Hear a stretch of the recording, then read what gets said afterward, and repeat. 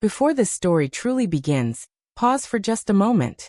If you're someone who finds meaning in real-life stories, stories that don't rely on noise or drama, but instead unfold quietly, the way real choices do, in moments where no one is watching, then I invite you to subscribe to this channel. Because the stories shared here aren't meant to shock you. They're meant to stay with you, to sit in your thoughts long after the screen goes dark.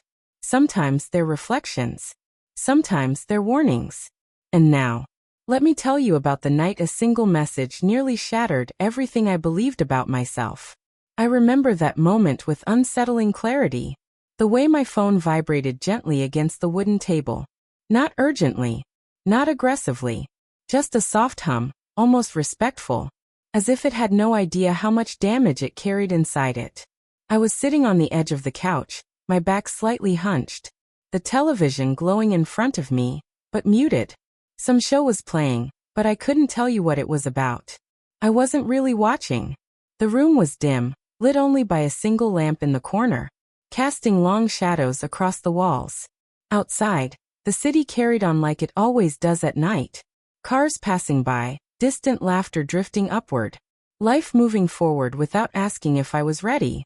Without thinking, I reached for my phone. That was my first mistake. The message was brief, almost careless in its simplicity. Meet me upstairs. 3rd floor. Don't be late. No greeting. No explanation. No concern for consequences. I stared at the screen far longer than I should have, as if the words might rearrange themselves into something harmless. If I gave them enough time. This was supposed to be an ordinary evening. My husband had left earlier, standing near the door in one of his press shirts, adjusting his watch while talking about a work dinner. One of those business events he always described with importance, but which never seemed to change anything afterward. I nodded in the right places, smiled when expected, told him I wasn't feeling well, and wanted a quiet night at home. That part wasn't a lie. What I didn't say, what I couldn't say, was why I needed the quiet so badly. The truth had been living inside my chest for weeks. Heavy. Still. Impossible to ignore. It didn't shout. It didn't demand attention. It just stayed there, pressing softly, constantly, like a hand resting over my heart, reminding me that something was wrong. The message was from him. My husband's colleague. A man I'd seen too many times to call a stranger. We'd crossed paths at company gatherings, birthdays, dinner parties, places where laughter flowed easily, where wine loosened conversations and blurred boundaries. He was always polite, always attentive, the kind of man who listened when you spoke, not because he was waiting to talk, but because he actually cared about the answer. And when he looked at me, he looked just a moment longer than necessary. At first, I told myself it was nothing. Then I told myself it didn't matter. And then, without realizing it, I began to notice when he entered a room. When he spoke to me, something shifted. Something I hadn't felt in a very long time.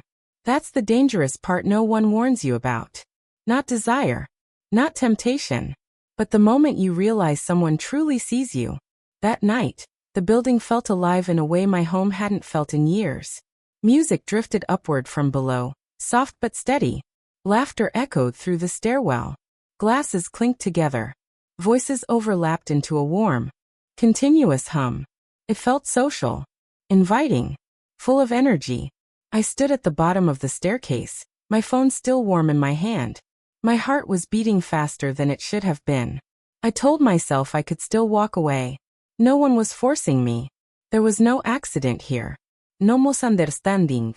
Every step I took, or didn't take, was mine alone. As I placed my foot on the first stair, memories rushed in without permission.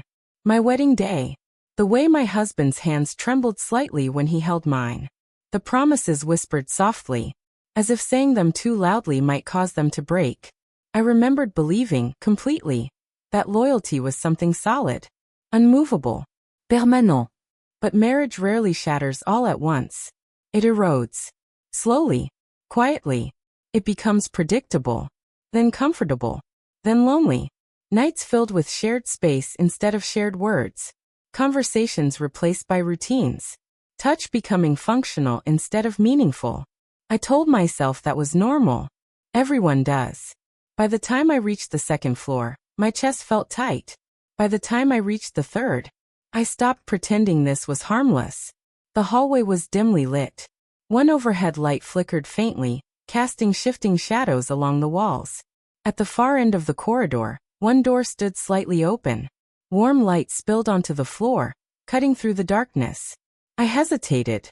Then I knocked. The door opened almost immediately. He stood there, calm and relaxed, as if he'd never doubted I would come.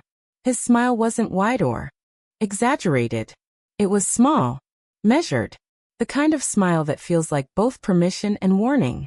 "You came," he said softly. I should have turned around. Instead, I stepped inside. The room smelled faintly of cologne, and something else I couldn't quite name. Anticipation, maybe. Or uncertainty. The door closed behind me with a quiet click. At first, we talked about safe things. Neutral things. Work. The event downstairs. How crowded the building was tonight. We laughed quietly, like people sharing a secret they hadn't admitted out loud yet. He told me I deserved more attention. I didn't argue. Compliments slowly turned into confessions. So subtly I barely noticed the shift. Words slowed. Pauses grew longer. Silence began doing more work than conversation ever could. Then he said something that made my stomach tighten. "There's something you should know," he said calmly.